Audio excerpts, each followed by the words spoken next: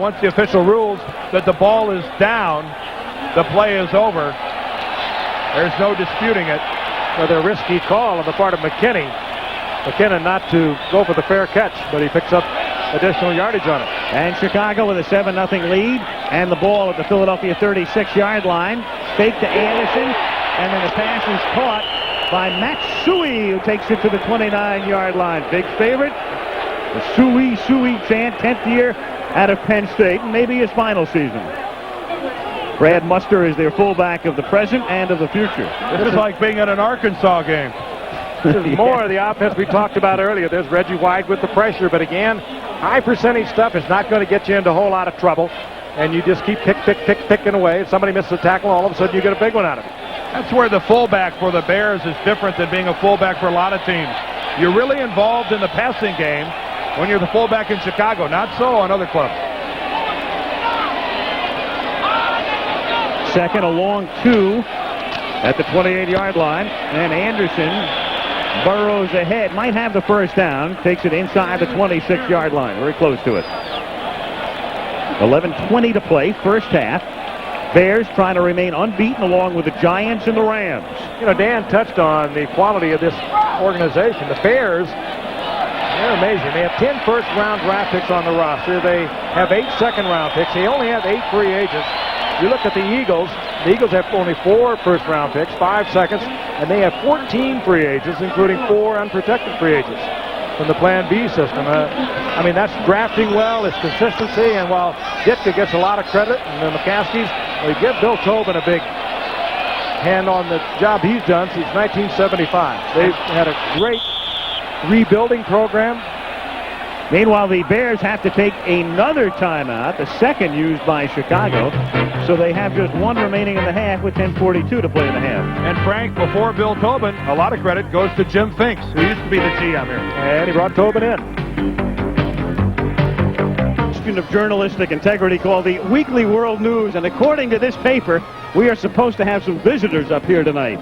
That is, if everyone in the country's in the right mood. They have to be thinking positive. The only problem with this, if a alien craft should land while the Bears are driving, they're going to have to deal with Mike Ditka. And if that's the case, this could set alien relations back a million years. This is one of those papers that nobody reads waiting in the grocery line, I know that, but it does say the aliens will be arriving at halftime. We'll keep you posted. Our spotter Kelly Hayes is scouring the heavens as we speak. Of course, Lynn Swan will be here from the 26-yard line. On first down, the catch is made by Gentry for a first down inside the 5. And Isaiah Jenkins, I think, was looking for a UFO because he was thoroughly beaten to the outside. And now, what are they trying to do, coming up with big passing plays while we're trying to do a UFO story here? Look at the little move by Gentry. What are these quick to the inside, the break outside, and just leaves Jenkins hanging there. He's made more big plays for these Bears over the years. 5'8", 180-pounder. He runs back kickoffs. Great receiver. Once he gets the football, he's in danger of going from anywhere on the field. Well, it's, again, though, I don't know that I'd want to play cornerback for Buddy Ryan. You're out there by yourself an awful lot. He leaves you out there hanging. They don't get that pass rush they're dead. First and goal from the 2-yard line. Coming back the other way to a wide open Matsui.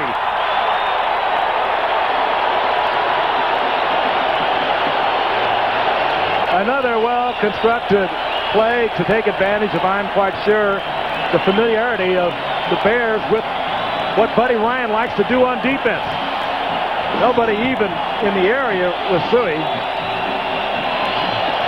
Tomczak again, hiding the football.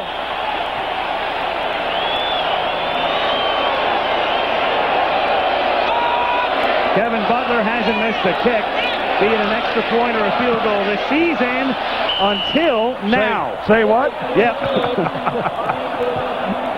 As usual.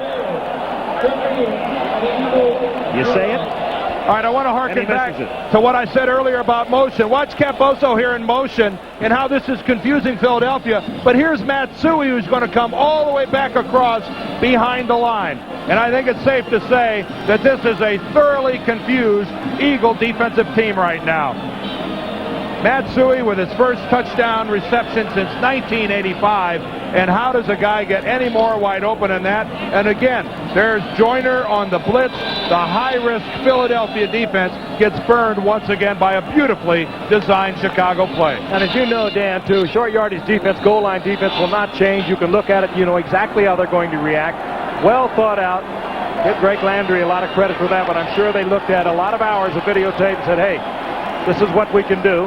And that has all been taken off the tape out onto the field, and it just put 6 points up with the Bears. There's Greg Landry, the offensive coordinator, and boy, what a nice play. Well designed, and there's Matsui, who's trying to get his hair as gray as Landry's. With Walter Payton. And those two, of course, paired in the Chicago backfield for so long. Payton retiring after the 1987 season.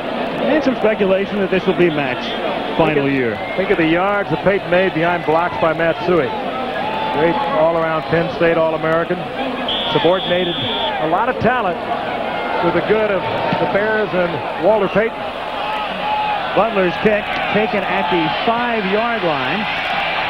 And it's Mark Higgs who gets wrestled down by Kozlowski out at the 23 with 10:22 to play in the first half. So Cunningham off to a staggering start. Randall had a career day 2 weeks ago against Washington. Had a rather ordinary day against San Francisco last week. And is off to a poor start, at least passing tonight. You know, the scary part about him, if you happen to be a defensive player, a defensive coordinator, is that he is so explosive. It takes him one play to scramble around, drop a bomb, scramble around, pick up 30, 40, 50 yards. All of a sudden, he's in your end zone. First down, 24-yard line. His third completion. It's Mike Quick at the 31-yard line. Mike Quick is a guy who's been voted to 5 consecutive Pro Bowls. He's had a wonderful career. This is the first time he has ever played on Monday Night Football in his 8th season in the league. And, of course, that's because he missed last year's Monday night game where the Eagles beat the Giants. Randall Cunningham with a great play. Mike missing most of last year with the broken leg, but he has rehabbed it beautifully and a very talented man. And those are the best eyes in football. 2nd and 3, and coming out of the backfield is Anthony Toney, who is almost tackled for a loss. Instead, it's about a yard gain. Morrissey makes the stop at the 32. It'll be 3rd and 2. You know, I guess celebrities have perfumes and scents and whatnot, but if we could get the essence of Singletary and bottle it, label it intensity and sell it, you'd have something unique. Look at concentration. He runs it all in there. Quick count on 3rd and 2, and seeking the first down. It's going to be real close on the spot. Anthony Toney, who has to get, as you can see, to the 34-yard line. And we'll see where they spot it. Referee Pat Haggerty. 9:09 to play in the half.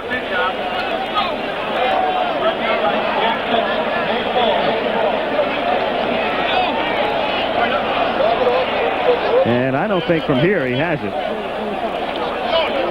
And the Eagles are in dangerous territory.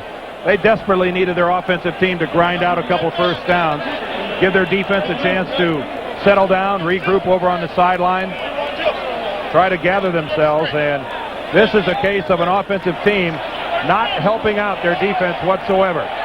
Good 4 or 5 inches short, and Buddy has no choice. He's got to kick this thing away. No choice whatsoever. Unless he elects to run a fake punt here. Or come up to try to draw him offside. What the Rams tried to do yesterday against San Francisco. Randall will be in there to do the punting. Their punter last week on a fake punt hurt his knee, and we were watching Randall last night. There's nothing this dude can't do. Well, look how the Bears are responding, though. They're leaving their #1 defensive team on the field. Hampton's in there, Dent's in there. They're not playing punt. They're going to go ahead and play this as a regular defensive down. Well, you saw it last year, all 3 punts, look at this. more than 50 yards. This is a beauty. And a fair catch is called for at the 21-yard line by Dennis McKinnon. So let's see, the line of scrimmage was a 34. That's 16 plus 29 for 45 yards on that kick. It's not like he's a novice punter. He was one of the nation's leaders when he was at Nevada, Las Vegas. So he's no neophyte to punting. He was also kicking field goals last night from 45, 47 yards out and hitting with regularity. A week from tonight, the Meadowlands, and a couple of teams in dire need of a victory.